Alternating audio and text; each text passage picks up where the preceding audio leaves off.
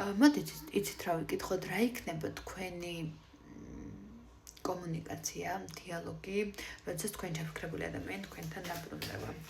ანუ ეს არის ძალიან მნიშვნელოვანი ფაქტორი, რომ თქვენ შორის რასახის დიალოგი შეიძლება რომ შედგეს შემდგომ.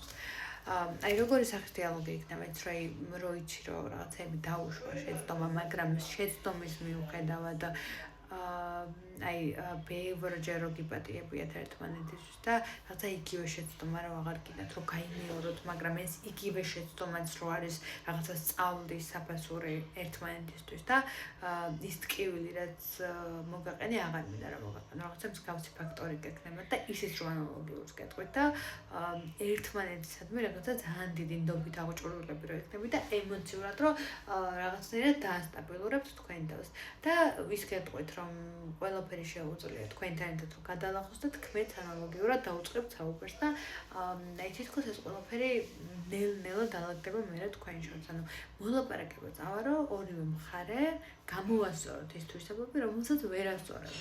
და ამ გამოსწორების შემდეგ უფრო მეტად წამოვა წინაპრად და ის რაღაცა სირთულეების აღმოფხვრა და გამოსწორება, რომელიც მანამდე ურთიერთობას განგრევებდა თორემ მხარეს. მადლობა ყურადღებისთვის.